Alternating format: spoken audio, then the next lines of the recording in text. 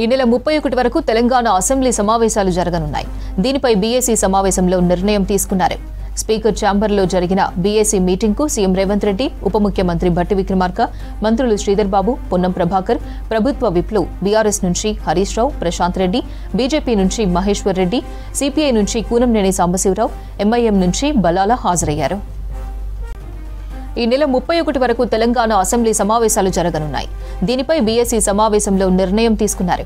Speaker ఛాంబర్లో జరిగిన BAC మీటింగ్కు CM Revanth Reddy, ఉప ముఖ్యమంత్రి భట్టి విక్రమార్క, మంత్రులు శ్రీధర్ బాబు, పొన్నం ప్రభాకర్, ప్రభుత్వ విప్లు బీఆర్ఎస్ నుంచి హరీష్ రావు, ప్రశాంత్ రెడ్డి, బీజేపీ నుంచి మహేశ్వర్ రెడ్డి, సిపిఐ నుంచి కూనంనేని సాంబశివరావు, ఎంఐఎం నుంచి బలాల హాజరయ్యారు.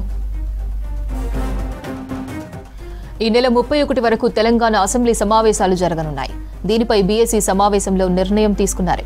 స్పీకర్ ఛాంబర్లో జరిగిన బీఏసీ మీటింగ్కు సీఎం రేవంత్ రెడ్డి, ఉప ముఖ్యమంత్రి భట్టి విక్రమార్క, మంత్రులు శ్రీధర్ బాబు, పొన్నం ప్రభాకర్, ప్రభుత్వ విప్లు బీఆర్ఎస్ నుంచి హరీష్ రావు, ప్రశాంత్ రెడ్డి, బీజేపీ నుంచి మహేశ్వర్ రెడ్డి, సిపిఐ నుంచి కూనంనేని సాంబశివరావు, ఎంఐఎం నుంచి బలాల హాజరయ్యారు.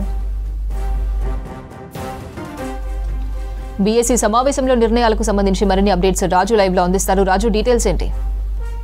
అపర్ణ, అసెంబ్లీ సమావేశాలకు సంబంధించి బీఏసీలో కొద్దిసేపటి క్రితం చర్చ చేశారు. స్పీకర్ ఛాంబర్లో సీఎం రేవంత్ రెడ్డి, అదేవిధంగా డిప్యూటీ సీఎం భట్టి విక్రమార్క, మంత్రులు శ్రీధర్ బాబు, పొన్నం ప్రభాకర్, ప్రభుత్వ విప్లు, అదేవిధంగా బీఆర్ఎస్ నుంచి హరీష్ రావు, ప్రశాంత్ రెడ్డి, బీజేపీ నుంచి ఏలేటి మహేశ్వర్ రెడ్డి, సిపిఐ నుంచి కూనంనేని సాంబశివరావు, ఎంఐఎం నుంచి బలాల బీఏసీ సమావేశంలో చర్చించారు. అసెంబ్లీ ఎన్ని రోజులు నిర్వహించాలి, ఏ తేదీలో అసెంబ్లీ నిర్వహించాలి, ఎలాంటి ఎజెండా అంశాలపైన చర్చించాలి అనే దానిపైన బీఏసీలో వీరంతా చర్చించారు. ఈ నెల 31 వరకు అసెంబ్లీ సమావేశాలు నిర్వహించాలని బీఏసీలో ఒక నిర్ణయం తీసుకున్నారు. అయితే ప్రధానంగా ప్రధాన ప్రతిపక్ష అయిన బీఆర్ఎస్ మాత్రం నెల రోజుల పాటు అసెంబ్లీ సమావేశాలు కొనసాగించాలని పట్టుపట్టినప్పటికీ ముందుగా 31 వరకు అసెంబ్లీ సమావేశాలు కొనసాగేలా, అవసరమైతే మళ్ళీ బీఏసీ సమావేశం చర్చించిన తర్వాత అసెంబ్లీ సమావేశాల పొడిగింపుపై నిర్ణయం తీసుకుంటామని కూడా చెప్పడం జరిగింది. అయితే ఒక ఆదివారం మాత్రమే సెలవుగా తీసుకున్నారు. అంటే ఇవాళ అసెంబ్లీ సమావేశాలు మొదలయ్యాయి. రేపు మండలి సమావేశాలు మొదలు కాబోతున్నాయి. రేపు 10 గంటలకు మళ్ళీ అసెంబ్లీ సమావేశాలు మొదలు కాయే అవకాశం ఉంది. రేపు ప్రధానంగా రుణమాఫీ సంబంధించి స్వల్పకాలిక చర్చ ఉంది. ఎందుకంటే తెలంగాణలో కాంగ్రెస్ పార్టీ అధికారంలోకి వచ్చిన తర్వాత ఏకకాలంలో 2 లక్షల రుణమాఫీ చేస్తామని హామీ ఇచ్చింది. అందులో భాగంగానే మొన్న 1 లక్షలోపు రుణమాఫీని హామీ చేసింది రాష్ట్ర ప్రభుత్వం. అదేవిధంగా 2వ విడత 1.5 లక్ష, 3వ విడత 2 లక్షల లోపు రుణమాఫీని మాఫీ చేయడానికి రాష్ట్ర ప్రభుత్వం సంసిద్ధమైంది. దానికి సంబంధించిన ఆదాయాన్ని కూడా సమకూర్చుకుంది. అయితే దానిపైన రేపు స్వల్పకాలిక చర్చ అయితే రేపు ఉంది. ఎల్లుండి ఉభయ సభల్లో బడ్జెట్ ప్రవేశపెట్టబోతుంది. 24వ తేదీన అసెంబ్లీలో డిప్యూటీ సీఎం ఫైనాన్స్ మినిస్టర్గా ఉన్న భట్టి విక్రమార్క, అదేవిధంగా మండలిలో మంత్రి, అసెంబ్లీ వ్యవహారాల శాఖ మంత్రిగా ఉన్న శ్రీధర్ బాబు మండలిలో బడ్జెట్ను ప్రవేశపెడతారు.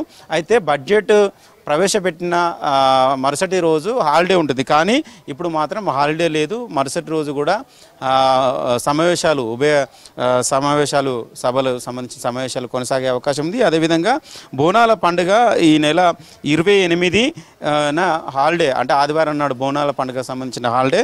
29న మళ్ళీ యథావిధిగా సభ కొనసాగే అవకాశం ఉంది. మొత్తం 8 రోజుల పాటు ఈసారి అసెంబ్లీ బడ్జెట్ సమావేశాలు కొనసాగే విధంగా బీఏసీ నిర్ణయం తీసుకుంది.